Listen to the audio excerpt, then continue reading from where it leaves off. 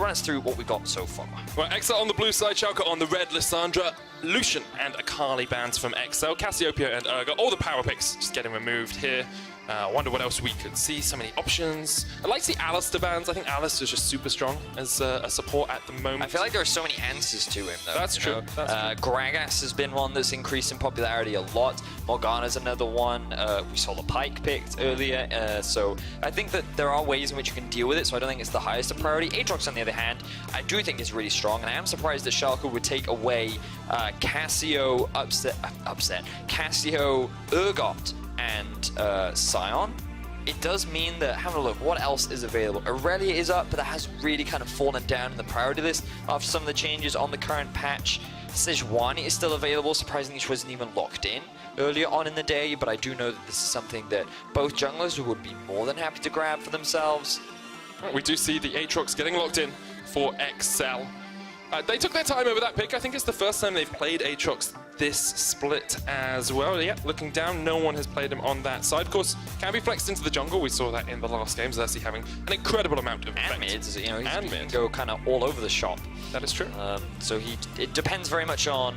Usually, I think people prefer to put him in the mid lane. That's where he can generate the most pressure and power, I think.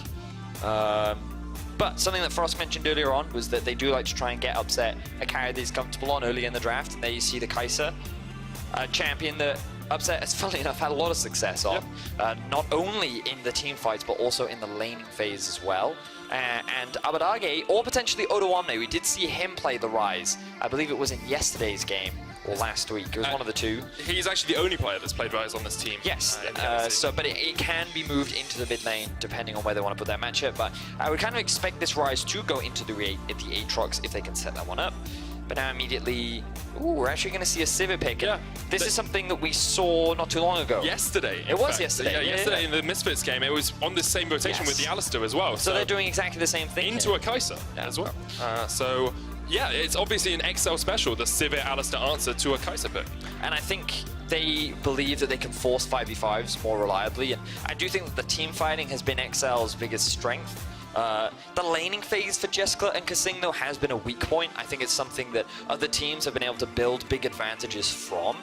And so I wouldn't be surprised if we saw Ignar focus more on actually trying to win the 2 versus 2 rather than actually roam around the map. And remember, his Thresh is still up. I think it's a fine matchup into the Alistar, maybe not for playing aggressively, but in terms of disengage, I think it can still work. And I wouldn't actually be surprised if XL looked to try and ban it away so that he doesn't have that comfort pick. I actually quite like the Gragas support into the Alistar as well. You can interrupt the headbutt pulverize combo if you're quick enough with your body slam, so there's always that opportunity. We are into the second phase of bans though. Jace removed by XL. Yasuo taken away from Schalke, by Schalke, because we saw XL have such a good game on it yesterday in their win against Misfits. And I do wonder where we go with the next stage of pick ban here. It's interesting to see Schalke have so much success having brought in Dylan Falco as their coach as well. I do want to give him some respect. We don't always talk about him, but he left Fnatic. Fnatic are now struggling, and the team he's joined is having an incredible amount of success. Yeah, and Dylan Falco is a guy that seems to... I mean, he's been on a lot of successful teams. He played for Immortals before he came over to Europe, and then he played for Fnatic, and now he's working with, what is it, very successful, Schalke. So we'll see what he has planned for this draft. It looks like that we've seen a lot of mid laners actually taken off the board. Aurelia and Yasuo with LeBlanc and Jace. Lissandra also gone. I wonder what's next in terms of priority. But there are still things like the Gallet, right? Although he has been nerfed on 9.2, you can still play it. Zoe is always a pocket pick for Exile if he wants to go towards that. Instead, we're going to see the Kennen. Expect to see that up towards the top lane for Odoamne. He's played it twice already. Usually get some very good flanking positions on that champion. And then we'll see Abadage play the Rise in mid. Yeah, thinking about what could actually be, because typically the answers to things like a Rise would be something like a Cassio. We did see the LeBlanc picks earlier in the day. I wonder what XL has in his bag of tricks, because all these big picks that you would typically choose into it have been banned. So he could go for the Aatrox into the mid lane Rise, and then they could put something else into the Kennen top. So maybe something like a Victor for Expect in the top lane. We also saw him play Rumble. I don't know if that's... I don't think you want to play that into a Kennen, but they could also do something like an Ornn, maybe something a little tanky, maybe a little bit more engaged. I feel no matter where you put this Aatrox, either into Ryze or Kennen, it doesn't feel like a good matchup for me. So they're going to accept that it goes into the Ryze in the mid lane. Rumble going up towards top, we assume, which will play into the Kennen. And now probably looking towards what I think is going to be a jungle pick here for Schalke, but of course they do have the option of playing Gragas jungle, and they're picking their support here. I agree with you, Manic. You talked a little bit about it earlier. The Gragas pick is quite nice into the Alistar. I believe we saw Ignar play it before as well, and it's a champion that I'm sure he's quite comfortable on. And there we are, the jungler that you talked about early game. Very typical for Memento, something that he loves to play, something that he played a lot on last year when he played for Roccat. I'm just kind of looking at some of the lanes. I think bot lane is the lane that I'd like to see him try and play around. I think that it's not necessarily due to the matchup, just that XL's bot lane has been shown to be weak during the laning phase, and a lane that you can exploit. And I think that if you just leverage the fact that Ignar is on this Gragas and can set up some pretty solid plays, then you could look to try and build advantage on that side of the map. Whereas for XL, I'd actually like to see them invest resources into the Rumble, make that Kennen matchup a lot less deadly than it potentially could be. And let's not forget that yesterday, when we saw Expect play into Soaz's Kennen, they shut that down very, very effectively, and Soaz really struggled to have an impact in the game. So perhaps XL will look to try and play towards the top side of the map, while Schalke, I hope, tries to play to the bot side of the map. I'll keep our eyes peeled for those jungle pathing. Of course, Soaz not having an impact in those late game teamfights was very much down to Kasing on the Alistar as well. Had great zoning potential of that Kennen, could just stand in his way whenever he tries to get an engage off. So I'm sure that is what XL will be wanting to do today. Both teams coming off the back of a good win on day one here in week 3. We want to continue those winning ways. I do believe actually if Schalke win this game, it's their 4th win in a row, matching obviously G2 ahead at 6 wins in a row, and Vitality took their 4th win in a row yesterday as well. No, I don't think it is, because Schalke won their day 1 games. They won 1, they then lost 1, and then they've won 1-1, and if they win this, it would be their 4th win in a row. You're right. Yeah, there you go. You can math. I can do the math, not good numbers. Thanks. You know what else I can do, Vedius? What can you do? I can say welcome to Summoner's Rift as Schalke and XL play in our 2nd match of the day. It's going to be a good one. I feel it in my bones. Feels it in his bones. Please don't say. I don't know why this is a song, but it is now. Sorry, I'm just writing down the draft. Right, I've got that now. I'm ready to talk about League of Legends. Okay, what do you want to talk about? Because you said you want to see XL play up towards the top side of the map. How do they do that? By ganking it, man. Cool. So the thing about Kennen matchups is he's really annoying during the laning phase. You'll notice that he is running the Doran's Blade and he has the Kleptomancy rune. So for those that may not be familiar with the Kennen matchup, he is a ranged matchup into a melee matchup, and when he specs his W, he can get a lot of obnoxious harass off. Especially when once he's hit you for a 5th time, his next auto will apply a passive stack. I forget the name of it, but you can then use your W ability to then proc it, which means that you get bonus damage on top of that. And if you get 3 of those, you can stun them. And basically against melee matchups, it's really annoying. So you can generate a lot of gold by just having a range advantage, and it means that you get to these item spikes way sooner. So things like the Proto Belt, the Zhonya's, you can get much earlier in the game, the longer that you can keep the laning phase going, which is why you kind of want to try and shut it down. Because what you don't want is a well-farmed Kennen coming into the mid-game with 2 items, because then he, kills everything. He's very, very effective, not only in a side lane, but also in these team fights. And this will be a rough matchup for Expect, so we want to see some kind of involvement of Cagel to mitigate the pressure that Odoamne will be able to exert.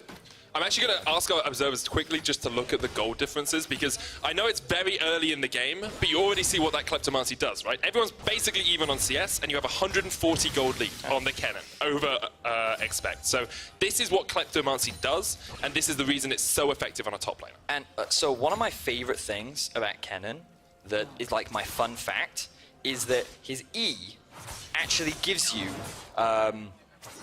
defenses when you're in it. So when you use the E, you're actually a lot tankier than you typically are, which a lot of people don't expect. Level 2 advantage for Ignar, and upset down towards this bottom side means that they are able just to force a Jeskla and Kasing away. Jeskla and Kasing gave Cagel a little bit of a hand, so Ignar just stands there, he's like, okay, I'm going to put my fat body in the way of this minion wave. But eventually, Jeskla and Kasing will hit level 2 and they'll be okay for the time being. Memento is on the top side of the map, but there's a ward spotting him out on this Scuttle Crab, so Don't expect to get ganked. Come on, we do it every game. But the problem is I use expect as a word just so many times. Do you have any like other words? Anticipate. Ah, okay, that's the word. We're going to use anticipate. Yeah, but we're going to use it every single time now. It's better than using the pun, medic. Okay. So, I anticipate the bot lane for XL to be struggling in these early laning stages, largely because with Ignite on the Gragas, you have the extra bit of wave clear with the barrel, and Upset on the Kai'Sa, while she does typically have less clear than a Sivir does, she can't really generate that much pressure until later on. So now, Memento has found Kadril. Spike comes down from Kadril, he'll get the blue buff. Memento will be on the chase it, flash away from Kadril, but the chase is good for Memento. Waited on the sweep, gets him under the tower. Memento, one more shot. Is it enough? It is! 1-for-1 trade, but first blood to Schalke. But that was both junglers investing their flashes. Memento, I feel, overcommitted. He didn't need to go for that dive because he'd already gotten the flash out from Kadril, and in the event that he met him in a 2v2 later on, that would have resulted in a kill. Now, the advantage Memento had here was he has more health, he is full on mana, and Kadril is just forced to run away. And I think he was expecting the stun to come out sooner. Really good patience there coming out from Memento, but I like the response from Kadril. The last second, he lands the slow from his undertow, is able to proc the E as well, even gets a bit of lifesteal off the back of his W, but then can't quite get away with his life. So it ends up just being a 1-for-1. But a gold lead already for Schalke as well, about 800 gold ahead. You've got a 10 CS lead in the bottom lane, you've got a 15 CS lead in the mid lane as well, and everything is coming up daisies for the Schalke Null Fear lineup. I'm interested about Abaddage going for the phase rush. It's more commonly what we see on the rise in the mid lane, and I guess he doesn't expect Exile to jump onto him too much. But he needs to be aware that Memento is hanging around. Ignar is also making his way up through the river, but he has been spotted. Exile's got to feel that something is amiss here. Still has Flash, still has Ignite. They're going to force him off the tower. We talked a lot about how those turret platings are important, and if you can just get a little bit more chip damage, you do work your way towards that first plate. With the push potential, push pressure that Abaddage has in the mid lane, they just thought, well, maybe we can make something work. Abaddage is doing a great job in the mid lane, though. You already mentioned the CS earlier on, and you talked a little bit about the phase rush, but something you said in draft was that regardless of where the Aatrox goes, he's going to have a rough time in the laning phase, and it feels like Schalke, they prepared for it. We saw them ban away the Scion and left the Aatrox open, and they've clearly come in with a plan, and right now they are executing upon it perfectly. So XL struggling in the mid lane, struggling down towards the bot, and surprisingly, XL actually holding his own up against Odo Omne towards the top side. And typically that would be a much more difficult matchup, but he's doing fine. I think maybe he's showing a little bit more respect because Memento's spending a lot more of his jungle time towards the bot side of the map and the enemy jungle, of course. Yeah. But it looks like through pushing out the bottom lane, they will just be able to go for this Ocean Dragon. Schalke with the early advantages, and Kadril looking for a gank. Odo Omne, level 6 now, has the Slicing Maelstrom. Kadril will not find it. Waiting around the corner. If Odo Omne uses his E, that's the opportunity to go. Hasn't used it yet. There's the Equalizer E flash. Do get the summoner out. Yep. Which means you can set up for a play later on, but Odo Omne still has his ultimate, so it won't be extremely easy. For the time being, though, you kind of look at this whole composition from Schalke, they have a pretty solid 1-3-1. Their team fighting is also can be effective, because you have the Kai'Sa, one of the best team fighters in the game, thanks to her mobility. You also have the Camille Kennen combo, very, very effective, and there's the Gragas ultimate to split apart XL.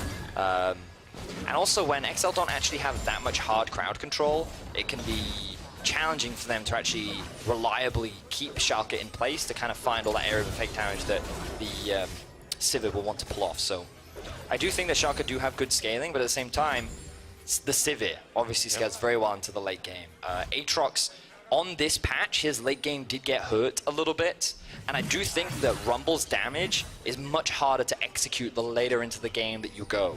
So I think that XL have a slightly stronger spike with their solo laners around the mid game, but again, like, they're always going to be valuable in the late game. But I just look at Schalke's comp, and I think XL are in a bit of a timer, and I think it's going to be really difficult for XL to really win the late game fight. So I'm looking at them to try and force something a little bit more towards the earlier mid game. And whenever you look at someone to force something for XL, you have to turn your eyes towards Kadril. This jungler has been the spark, the ignition for XL in every single one of their games. 100% kill participation at 15 minutes. Nothing happens without his say-so on the map.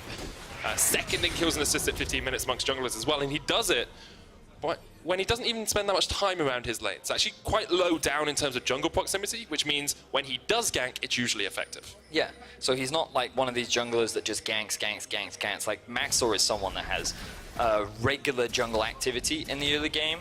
But for Cadril, he just tries to be a lot more effective, efficient with his gank styles. Now, remember we talked about earlier, Medic, I want to see the jungler invest bot side. Straight into it, the stun lock comes out, Jesper's done. And these are the kind of ganks I wanted to see. The wave was stacked underneath the tower of Schalke. XL had no vision in the river, which means that they ended up getting punished. Now we see a fight in the mid lane. So Abadage will be fine here. Forces XL back for the moment and nothing really going there, but still that 30 CS lead for the German mid laner, the rookie mid that we talked about at the top of the show. I told you guys, keep your eyes on him, and that is exactly where you should be focusing throughout this game. Because if he hits 2-item, 3-item rise, he is going to be a machine gun of damage for Schalke 04. Where do you want to go, Vedi? Well, I'm just keeping my eyes on what the supports are doing right now, because I'm expecting a lot of action in the mid lane. Here comes Cadril. Chains did not connect. Abadage flashes away. Don't land the slow from the undertow, and Ignar will come up as well. But it was a flash burnt from Abadage, which means that Exile and Cadril can try to do something again if they want. Ignar still staying around here. Camille, Memento just up towards the top side of this fight, actually. Moving between the two lanes right now. There we go. Abadage locked up. Infernal Chains comes down, and Kissing flashes in, and Abadage is done for. Now Ignar not in the best of shapes because he hasn't got his flash. Burn it earlier, knocked back by Kissing. Looking for the body slam across the wall, lands the slow. Exile jumps forward though, and the Darking Blade connects. I have to think, yeah. Ignar's just going to continually run back towards his base, but Kissing and Cadril should have the chase here. Ignar not going to get to the blast in time. It's on the wrong side of it. Kissing will have the stun, and the Gragas will go down. Good stuff from XL there to get 2 kills in the mid lane. So I like the fact that XL double down on the mid lane play. They get the flash out from Abadage initially. They know that they have vision control over the top side, and that with the flash in from Kissing, the crowd-controlled combo of Alistair and the E from Aatrox means that they can actually lock him down for long enough to find the kill. And then obviously the chase comes out from Ignar, but it does mean that some of the pressure gets alleviated from Exile.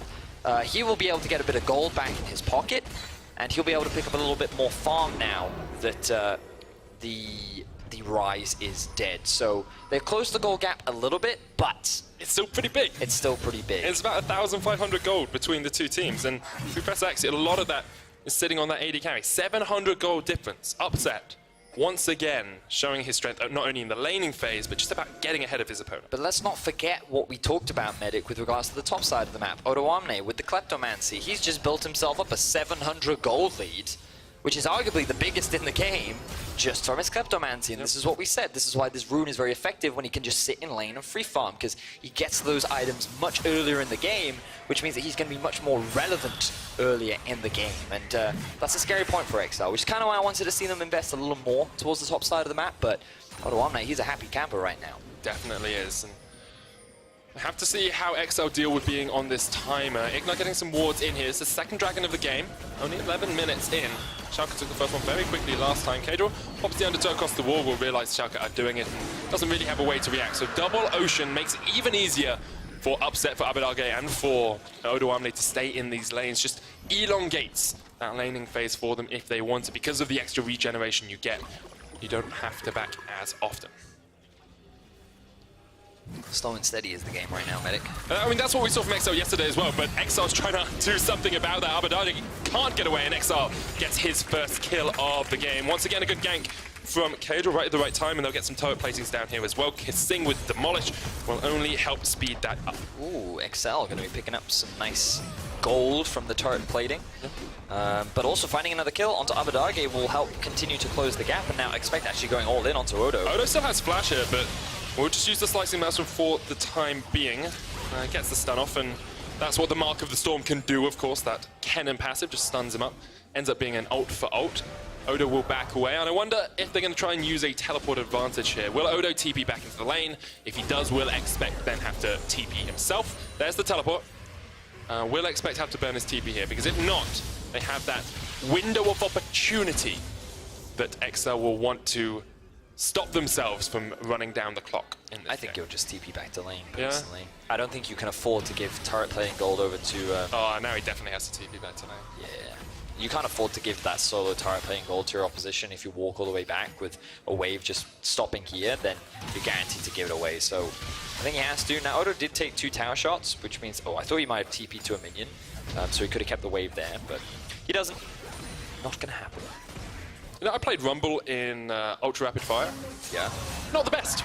Not the best. You don't have a dash, and it's a bit difficult. Exile, in a bit of a difficult situation here as well. Put in the Hextech ultimatum, but Memento and Abadagi just going to back away, respecting the fact that Kado was there and the fact that World Ender was popped by the XL mid laner. Yeah, I think Schalke didn't have enough information on where the rest of XL were, so they decided not to overcommit and instead decided to back off. They still got the Ignite out from XL, will reduce some of his kill pressure. And a turret plate on Abadagi, which is always very helpful. With that 25 CS lead as well. Although he's died twice, he is actually even in gold in that mid lane, which is always a helpful thing to do, to be with the Rise. Has that tier stacking up, has, looks like Ninja Tabis as well in his back pocket. Just knows there's a lot of attack damage, a lot of AD on the side of XL. Really only expect doing any magic damage at all. He also wants it for the 1v1 matchup because XL really does hurt, especially once he completes his first item. But turret plates are nearly down on the bot side. Schalke taking their time, even though XL have the kill advantage. Again, we already talked about it. The CS, the turret plating, everything is what is allowing Schalke to have such a significant lead in the early game. And they're just scaling up. They're happy. They've got the tier slowly building for Abadagi. Odoamne has already completed the Proto Belt. And Schalke are just fine and comfortable. Yeah. Taking their time. I mean, XL seem pretty comfortable at the moment as well. They get the Rift Herald, they can then use that to maybe force down mid. Turret placing's just fallen off, so Upset and Ignite, even though they get the first tower, don't get the entirety of that placing. There's the Rift Herald used mid. Abadagi actually was rotating down towards the bottom lane, so this should just be a tower going over in exchange for XL. And it means that we'll see about a 2,500, 3,000 gold difference between these teams after that tower goes down. Rift Herald gets another charge in, which is always a bonus when you can get it through. Abadagi unable to keep it from tunneling its way towards that tower. So Veli. Some of the questions I get asked as a caster is like, when you look at compositions, how do you identify, which one is the stronger one in the late game, early game, etc., etc. And one of my strategies is thinking about who offers more at what point in the game. And I look at someone like an Aatrox versus a Rise, and I think to myself, okay, let's just say they were to 1v1, who would I put my money on? And because of the mobility and the shields and the damage that a Rise has, to me, I think the Rise would be more valuable in the late game. Right, so that's one reason why maybe he would scale a little bit. It's a 1v1 at full items, though. So. Yeah, well, like 4, 5, like that point in the game. Even at this point, I still feel the Rise would have an advantage, mainly because he wouldn't actually just get up close and personal. Yeah, you just lock him in place and run away. And then run away, right? So I feel like that Rise is just a very good pick into the Aatrox. So just in terms of scaling, I think, okay, yes. But then, you kind of look at this comp from XL and you think, but we all know that Sivir scales really well, so surely that'll counterbalance it. But the problem with that is, you just then have to look at how she works in a late game environment, and that's around team fighting. And typically what she wants is a big front line to play around, which she unfortunately doesn't really have. And I think we're actually going to get an example of this 1v1 right now, and you'll see that Abadagi just kind of dances around, runs away, keep him locked down, but he's buying time for his jungler to arrive. And you can actually see it's really difficult for XL to commit. Yeah.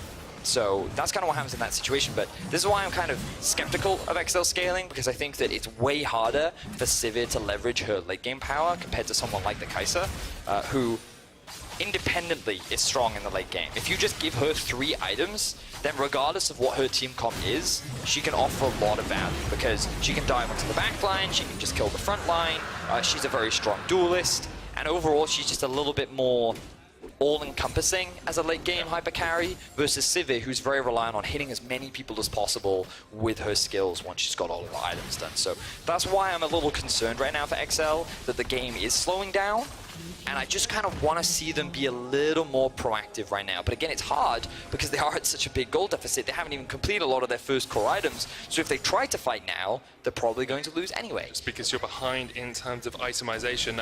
Yesterday, XL, of course, had the Urgot on the front line. It was Expect who piloted that one and got them the Baron steal that really got them back in the game. I think I'd be careful to say back in the game, because they did have a lot of control. Yeah. I think that's solidified. They solidified the game. Yes. Okay. I will agree with you there. I think the bonus for XL when I look at the Schalke composition is there aren't any real tanks on that side either. So if Jessica has the opportunity as a 3-item Sivir to get a couple of ricochet bounces off, that's a good point. You are going to shred through that line, right? Good point, yeah. But there's so many different ways he could get caught out. Slicing Maelstrom, Hextech Ultimatum, the Gragas Barrel as well, the explosive cast, even Upset just jumping onto the backline, which we've seen him do in team fights before. So. And that's the other thing to think about with like late game team fights as well and scaling. How many damage dealers do you actually have, right? And for XL, they have 3. Right, with Aatrox, Rumble, and... I've seen an Alistair put out a fair chunk of damage. I have seen Alistair's 1v180 carries, that's true. Ooh, Abadage could be in some danger right now. Memento's here, there's the Realm Warp as well, and K-Tron XL like, okay.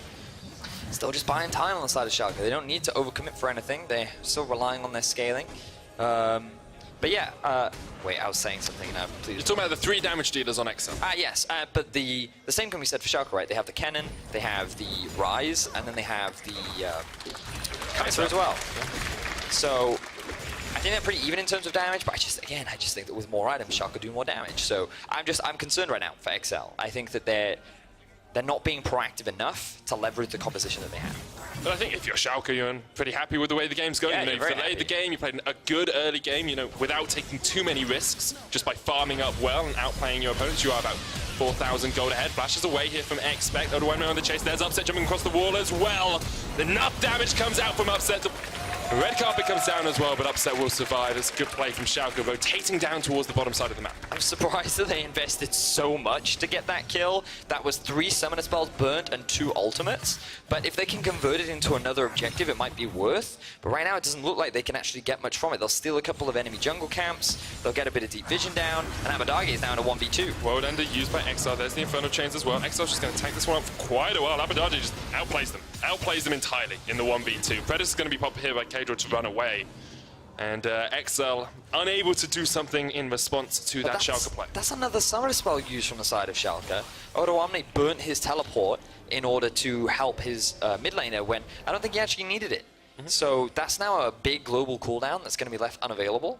And I just think it's that, like, why are they making this play right? That's what I'm thinking. And I see that they're trying to kill Expect, and I think their next goal is to convert this into a tower, but Expect has what looks to be like the rune that gives you a magic shield as well, which mitigates some of the damage, forcing Upset to actually dive underneath the tower. He takes 2 tower shots, and now he's not confident enough to stick to it. So because of Expect buying enough time, Schalke don't actually have the resources to then commit to the tower, so they can't convert it into any objective. So a lot of was burnt for very little gain, which should slow the game down. But again, that's not the end of the world for Schalke, who is still trying to scale up. Not at all.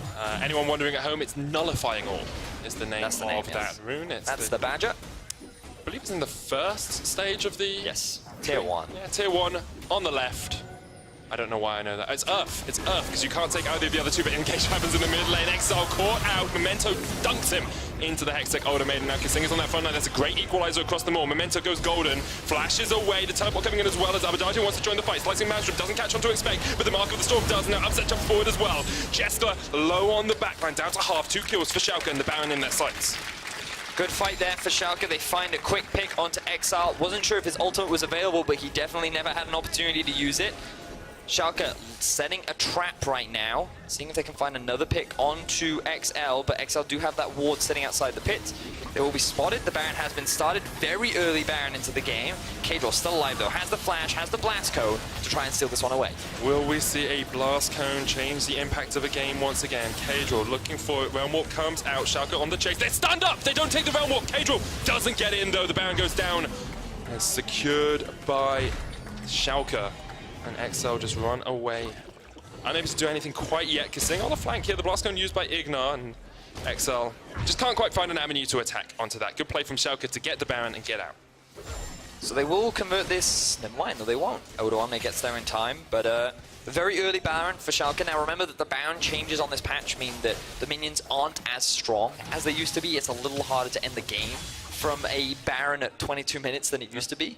But still a very big gold advantage, and it will allow them to, at the very least, break even further into the base of XL. Yeah, I mean, that's a 6,000 gold advantage, and it's displaying itself in terms of itemization as well. Look at that, 2,000 between the 2 AD carries. You already have Ginsu's and the Storm Razor complete on that Kai'Sa. You've got the Seraphs, Oblivion Orb on Abadage, Spellbinder on Odoamne, which I really like as well. The ability to get into that backline just that little bit quicker can totally change a team fight. And we're not looking at 3-item Sivir yet. We're looking at 2 items.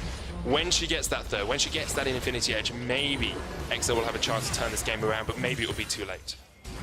Yeah, and this is a weird thing about XL, right? They have those really tense games against the likes of G2 and Misfits, and then the day after, they just seem to just slow down dramatically. Where's the consistency? Yeah, I think that's a good word, Medic. They don't seem to be as consistent. I was expecting a little bit more, but so far they have played it very slow. We've seen a couple ganks from Cadril in the mid lane, unfortunately not converted into much, and now Schalke are playing the 1-through-1. We talked that they did have this option available to them. While their team fighting is good, they also just have strong solo laners that can move off into a side lane, and because of how strong they are at this point in the game with the Baron buff, it's a lot more efficient to actually just attack multiple sides of the map. I expect dealing with Abadage in the bottom lane, well, I say dealing, trying to hold him off, trying to stem that tide down towards that bottom side. He's plugging the dam as much as he can, but both towers in the side lanes fall, and it's a 10,000 gold lead now for Schalke. Ignite can just stand right next to this tower. The cannon waves, of course, spawning more often since the 9.1 changes just makes it so easy for Schalke to slowly close out this game. Chipping and chipping. Slow, steady, calm, calculated play coming out from Schalke. They don't need to take any gambles or big risks. Working their way into the base. XL 2 levels below Abadage. You can see Kasim looking for something. There is no wave right now in mid. 2 members of Schalke bot just slowly moving around the map. And the threat is always there of Memento just jumping onto you as well. Like, all it takes is a good flank from Odoamne or Memento with a Hexagolden Mace when you're locked in this electric cage of doom. And there's not really much you can do about it. It's my name for the slicing mouse from a Hexagolden Mace. I tried to not... Try to ignore it, I understand.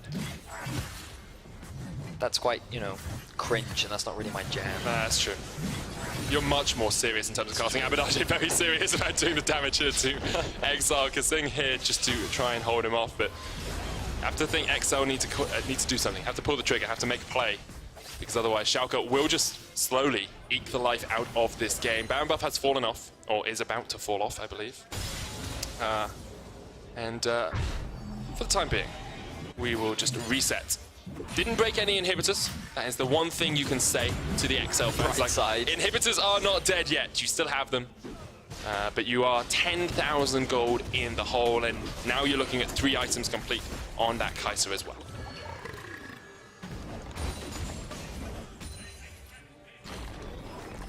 Next steps you have to think, Infernal Dragon?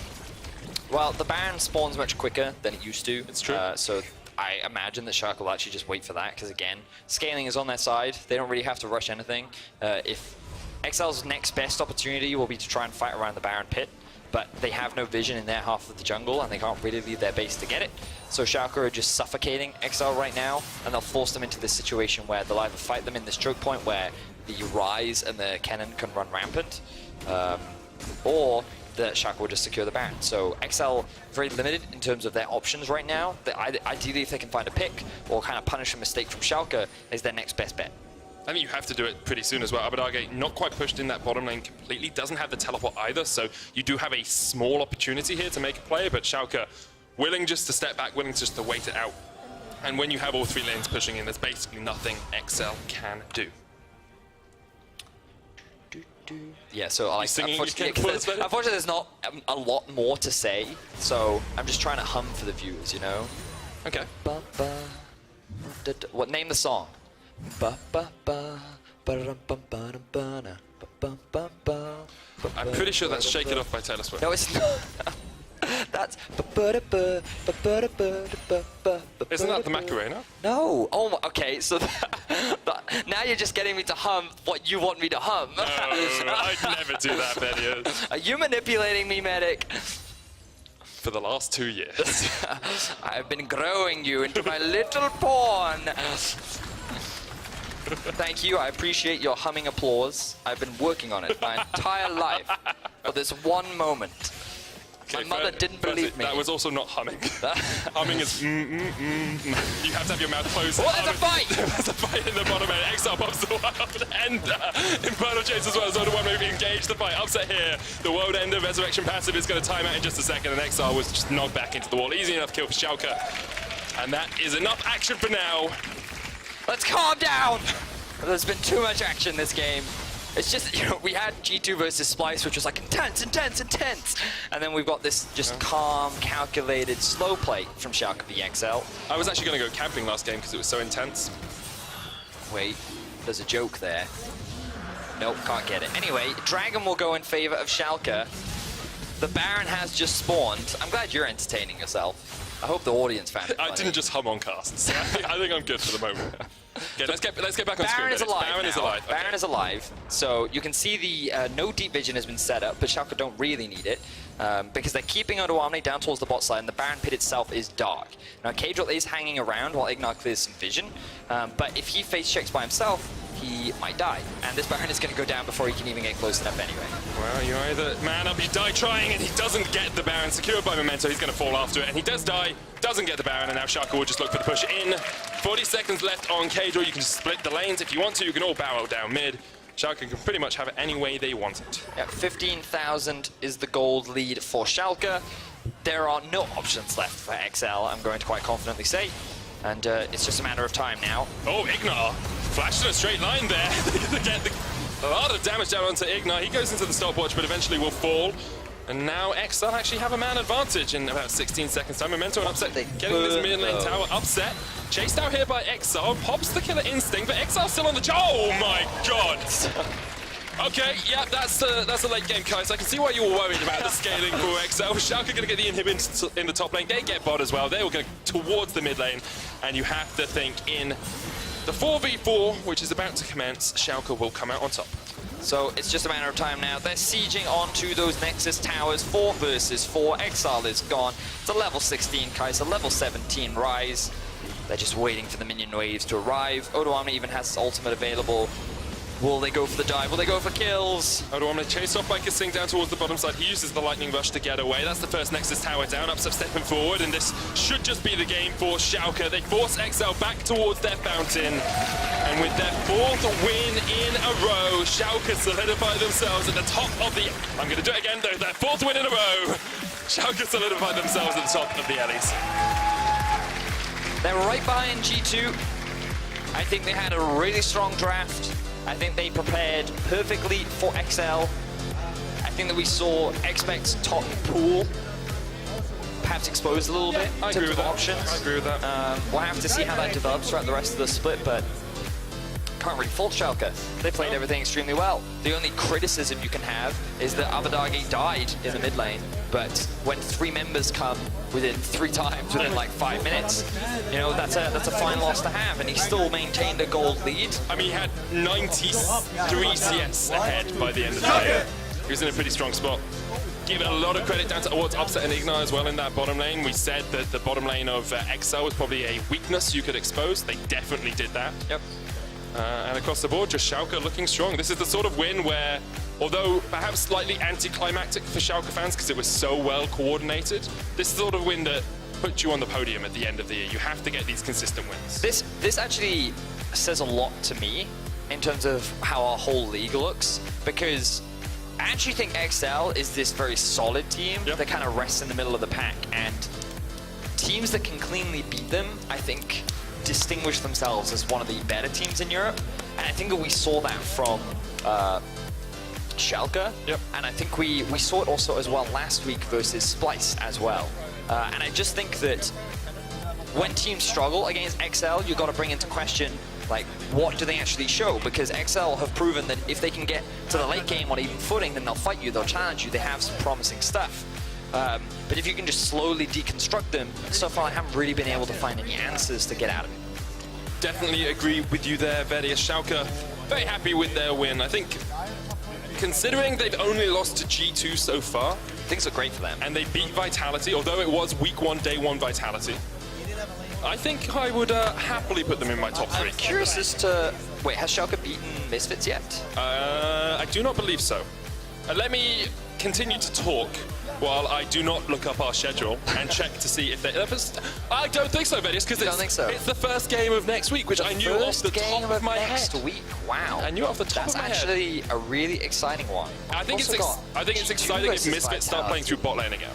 Because if Misfits play like they did yesterday... No, but I think so. A lot of people, you know, have some question marks around how strong actually Misfits are, you know, losing to XL. Some of the teams that they beat at the beginning of the split are now on the bottom end of our table, and going up against Schalke, who I think are quite convincingly top 3 alongside Vitality and G2. I agree with that. You know, if Misfits want to convince everyone that they are still a top 3 team in Europe, then they're fighting for that top spot, then I think they need to get a win over Schalke.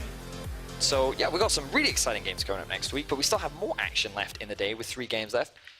Yeah, there's some great ones as well. SKOG is going to be pretty good. Rogue Vitality could be interesting. Misfits Fnatic, the Bwipo Soaz rivalry to end out the day as well. That's going to be a good one as well. Yeah, it definitely is. But yeah, not the most exciting game, I'll be honest. But it was exciting because we got to listen to Hum. I mean, and you didn't remember what the word hum meant. And you even started off by singing as we went into this. Like, it was a very musically inclined Vedius today. Do we need a new, like, we've got Flexius, we've got Detective Vedius. Have you got another cousin? Like, have you got another cousin who does music? Maybe. Musicus? I have a large family. Sounds like an old gladiator. Are you not entertained by my music? All right, we're getting goofy now. Yeah. All right. This is normally when we do the player of the game vote, but we haven't been given the player of the game vote yet. Who would your player of the game vote be? This is why they let me do it, because I wait until they give us the signal, and then I do it, Vedius. But for now, I think we can talk a little bit about maybe the next steps for Schalke, because they look very strong in this game. It was a convincing win against XL. But is there anything you think they need to clean up in their game? You think it was perfect? Really good game. Okay. That was a very good League of Legends. But generally, not just off this game, is there anything that you think maybe that's a weakness for Schalke?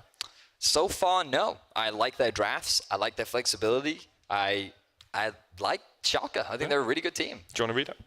Yes, so we want to know who you think should be key player of the game. So hit us up on LOL Esports on Twitter with your pick of Odo Omne, Memento, and Upset. Now, I think you could have mentioned everyone in this team. I think those are 3 great options. But yeah. You could have. Throw it, Medic. I'm going to throw it. We've got Law standing by with Odo Omne, and let's see what he has to say. Thank you very much, guys, and thank you, Odo, for joining me. You were looking so serious, even though you won. What happened in the end? I mean, I just go hard into it because everyone was like, okay, guys, let's just farm some damage and stuff.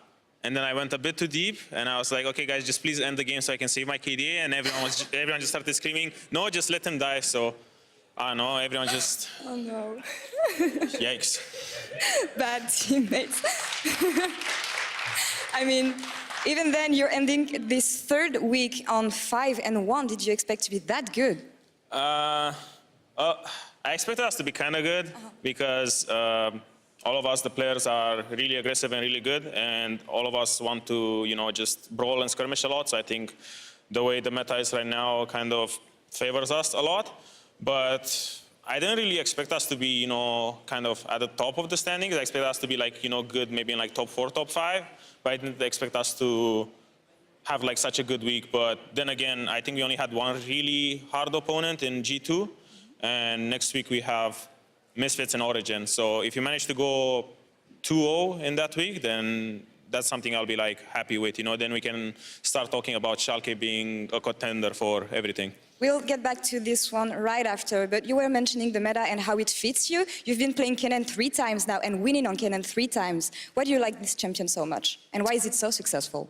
I mean, it's kind of a throwback to my better days at Worlds in 2016, when the meta for top lane was just Kennen, Rumble, and Jace. And at that Worlds, Kennen was my best champion, so I could say it's kind of like a pocket pick, because I don't see a lot of people playing it, not even other regions or in EU. It's kind of my own thing where I just can blind pick Kennen and just make it work, just because, I don't know, with Klepto and such a strong laning phase, it's really easy to just take over games. Well, I'm happy this is a big working for you guys. You were mentioning facing Misfits next week. How do you feel about this matchup? Well, from what I know and what they show us in scrims, I think it's gonna be a really fast game. Fast? Yeah. Okay. In which favor? Misfits, of course. Yeah, sure. We'll see about this. Thank you for joining me after this victory. And for more on this game, let's send it to Trevor and Froskerin. Thank you very much, Law. Odawamne, what a troll. It's going to be a fast game for Misfits, of course. A little bit of banter. Anyways, welcome. I'm joined, of course, by Froskerin at the machine that we here at the LEC call the Telestrator. Now, we're going to break down one of the plays that, Frost, you were quite excited about, and it's intentionally about setting up a gank for later on. So set this up for me. Okay, so this is right as Upset has backed and he's walking back into the lane. Now, what's going to happen is that Ignar is actually going to stall the backs of Kasing and Jeskla. He's only going to interrupt the Alistar right here. He'll step forward, but I want actually everyone to pay attention to what Upset does while his support disrupts their backs. Upset grabs hold of the minion aggro and places a control ward. Now, why this is important is because he's actually effectively setting up a freeze on Jeskla, which will be punished immediately. So grabs the aggro, you can now see that the wave's much larger on the blue side, and it's basically just going to sit there. That means Sivir's gonna have so much farther to walk and to try to CS here. And you can already see Jeskla kind of knows that he's in a bad situation. He's posturing a little bit defensively. He's scared. He's saying, okay, if I want the CS, if I want to do it, I have to overextend. And right on time, who is it? It's Ignar. And following behind him, here comes Memento. And what this freeze does is it sets up Jeskla for an immediate gank to then die. And what's cool about this is that it's like a minute in advance. And this is why Schalke are such a clever team. And also, even if you look at Jeska's positioning, he didn't even overextend in the lane. He knew that there was a threat. And the whole time I was watching that Frosker, and Memento was near his red buff when the minion freeze started. We, of course, fast-forwarded through it. But, like, what's the takeaway? Okay, because you were very, very hyped about the play. You were very excited as you were breaking it down for me on the desk. But if I zoom out, what does this tell me about the team or the players? It basically means that when you see that in a minute in advance, as soon as I saw Upset grab the freeze, I was like, oh, they're going to camp bottom because Jessa's going to have to overextend and they're going to immediately punish it. And then it was the fact that it also had the control ward on top. And what's cool is it's a perfect demonstration of kind of that knock-on effect about the well-oiled machine that is Schalke. You know, it's Ignar recognizing that I'm going to delay the backs. It's Upset saying, I've already got the control ward, now I'm going to do the freeze. And then it's Memento being like, okay, my bot lane set up a perfect gank for me, this is going to be easy. And when you're in that type of scenario, that's why Schalke are so scary. Everyone is doing their part. What I absolutely love is while everyone's doing their part, we hear Odawamne in the interview going, yeah, KDA player, let him die, right? So it actually shows you, it's a little inkling or a little insight into their team comms that they are discussing these moves. They are discussing these plays. I mean, the team is now on a 4-game winning streak. They're at the top of the table as contenders. And it's an exciting time for a team that was somewhat underrated coming in